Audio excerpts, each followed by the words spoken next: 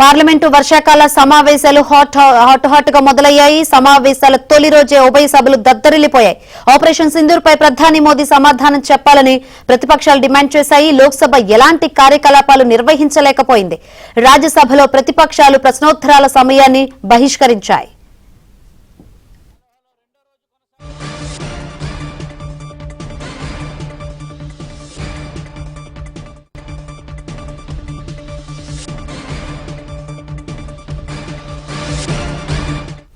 ఇవాళ జరగనున్న రెండో రోజు సమావేశాల్లోనూ అధికార పక్షాన్ని పలు అంశాలపై నిలదీయడానికి ప్రతిపక్షాలు సిద్దమవుతున్నాయి.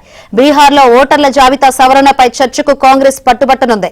రాజ్యసభలో కాంగ్రెస్ ఎంపీలు సయ్యద్ నజీర్ హుసైన్, నీరజ్ డాంగి, రంజిత్ రంజన్ వాయిదా తీర్మానాలు ఇవ్వగా, లోక్సభలో మాణిక్యం ఠాకూర్ చర్చకు వాయిదా తీర్మానం ఇచ్చారు.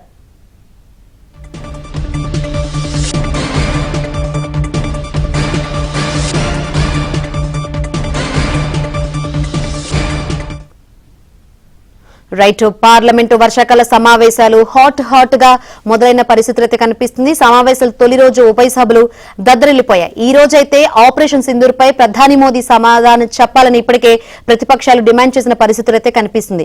మరి ఈ రోజు సభలు ఏ విధంగా జరిగే అవకాశం ఉంది ఏంటో తెలుసుకుందాం. మరిన్ని వివరాలు అందించేందుకు మా ఢిల్లీ ప్రతినిధి సతీష్ లైవ్ ద్వారా సిద్ధంగా ఉన్నారు. సతీష్. శంకరి, పార్లమెంట్ వర్షాకాల సమావేశాలు వాడి వేడిగా జరుగుతున్నాయి. ఇక రెండో రోజు పార్లమెంట్ సమావేశాలు కూడా ప్రారంభం కాబోతున్నాయి. సమావేశాల సందర్భంగా నిన్నంతా కూడా అటు రాజ్యసభ కావచ్చు, ఇటు లోక్సభ కావచ్చు, విపక్షాల నినాదాలతో పూర్తిగా సభ అంతా కూడా దద్దరిల్లిపోయింది. అనేక వాయిదాల పరమ పూర్తిగా కూడా సమావేశాలు కొనసాగాయని చెప్పాల్సి ఉంది. ఇక లోక్సభ ప్రతిపక్ష నేతగా ఉన్న రాహుల్ గాంధీకి సమయం కేటాయించలేదు. రాహుల్ గాంధీ మాట్లాడేందుకు ప్రయత్నం చేసినా కానీ స్పీకరు తనకు సమయం కేటాయించలేదని కాంగ్రెస్ ఎంపీలు పెద్ద ఎత్తున కూడా ఆందోళన చేపట్టడం జరిగింది. మరోవైపు ఆపరేషన్ సింధూర్ పైన పెద్ద ఎత్తున చర్చ జరగాలి. చర్చ ప్రధాని మోదీ సభలో చర్చకు రావాలి.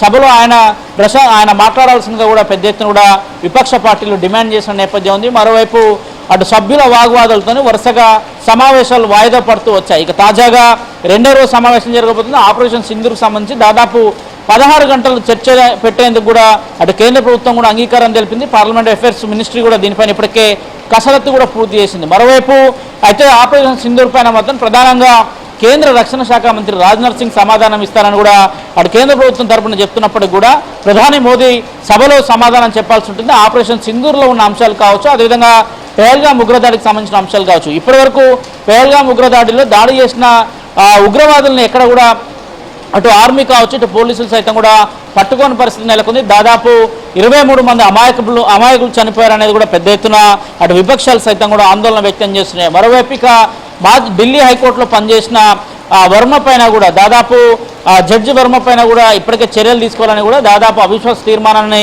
ప్రవేశపెట్టేందుకు కూడా అటు కసరత్తు చేస్తున్నారు. విపక్ష పార్టీలకు సంబంధించిన దాదాపు అటు విపక్షంతో పాటు అధికార పక్షానికి సంబంధించిన ఎంపీలు మొత్తం 160 మందికి పైగా కూడా ఎంపీలంతా కూడా సంతకాలు చేశారు. దాదాపు రాజ్యసభలో 63 మంది సంతకాలు చేస్తే అటు లోక్సభలో కూడా దాదాపు 100 మందికి పైగా కూడా సంతకాలు చేయడం జరిగింది. ఆ సంతకాలను ప్రస్తుతానికి వెరిఫై చేస్తున్నారు అక్కడ స్పీకర్ కావచ్చు, రాజ్యసభ చైర్మన్ కావచ్చు. మరోవైపు వీటికి సంబంధించి అవిశ్వాస తీర్మానం పెడితే ఖచ్చితంగా దాదాపు ఆయన నివాసంలో వందల కోట్ల రూపాయల యొక్క కాలిన కట్టలు కూడా దొరకడం కూడా పూర్తిగా కూడా న్యాయ వ్యవస్థకు ఒక మచ్చ తెచ్చే విధంగా ఉందనేది కూడా మొదటి నుంచి కూడా విపక్షాలు డిమాండ్ చేస్తున్నాయి.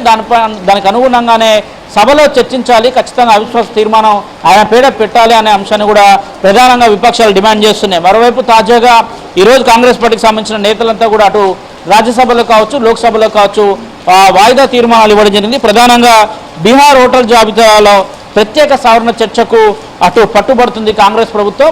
కాంగ్రెస్ పార్టీ దీనిపైన పూర్తిగా కూడా చర్చ జరపాలి. బీహార్లో ఎన్నికల వేళ ఓటర్ల సవరణ చేయాల్సిందిగా కూడా ఇప్పటికే సుప్రీంకోర్టు కూడా ఆదేశాలు జారీ చేసిన నేపథ్యం కావాలనే కొంతమంది ఓటర్లను తొలగించే విధంగా కూడా కేంద్ర ప్రభుత్వం వ్యవహరిస్తుంది. బీహార్ ఎన్నికల్లో గెలుపు కోసం తాపత్రయపడుతున్న అంశాన్ని కూడా అటు విపక్షాలు కూడా డిమాండ్ చేస్తున్న నేపథ్యం ఇక వివిధ రాష్ట్రాలకు సంబంధించిన నదుల అనుసంధానానికి సంబంధించిన అంశాలు కావచ్చు వాటన్నిటిపైన కూడా చర్చ జరుగుతుంది. మరోవైపు హైకోర్టు జడ్జి పైన ఎక్కడైతే అవిశ్వాసం తీర్మానం పెడతామని చెప్పారో దాంట్లో టీడీపీ తరఫున లావు శ్రీకృష్ణదేవరాయలు కూడా ఒక సంతకం చేశారు. ప్రధానంగా ఆ సంతకంలో ఆయన మీద ఖచ్చితంగా వచ్చిన అలిగేషన్కి సంబంధించిన అంశంలో చర్చ జరగాలి. అదేవిధంగా ఇప్పటికే ఆయన రాజీనామా చేయాలనేది కూడా పెద్ద ఎత్తున డిమాండ్ వస్తున్న నేపథ్యంలో వివిధ పక్షాలకు సంబంధించిన నేతలంతా వివిధ పార్టీకి సంబంధించిన ఫ్లోర్ లీడర్లంతా కూడా వాటిపైన సంతకాలు చేయడం జరిగింది. రాహుల్ గాంధీ నిన్న సభల నుంచి బయటకు వచ్చిన సందర్భంలో కూడా విపక్షాల గొంతు నొక్కే విధంగా కూడా అటు స్పీకర్ కావచ్చు, భారతీయ జనతా పార్టీ అంటే ప్రధానంగా అధికార పక్షం కూడా వ్యవహరిస్తుందన్న అంశాన్ని కూడా చాలా స్పష్టంగా ఆయన మీడియాతో మాట్లాడుతూ కూడా చెప్పారు.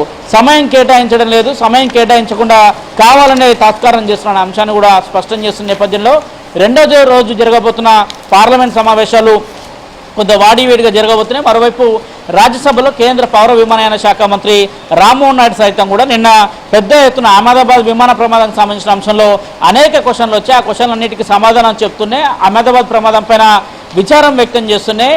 అటువైపు ఇప్పటికే ఏఐబి ఇన్వెస్టిగేషన్ కొనసాగిస్తుంది. అదేవిధంగా ఎక్కడైతే బ్లాక్స్ సేకరించామో ఆ బ్లాక్ సంబంధించిన డేటాను సైతం కూడా రిస్ట్రిక్ట్ చేసే పనిలో కూడా అటు డీజీసీఏ ఉందన్న అంశాన్ని కూడా ఆయన సభ వద్ద స్పష్టం చేయడం జరిగింది. Shankari, right, thank you Satish.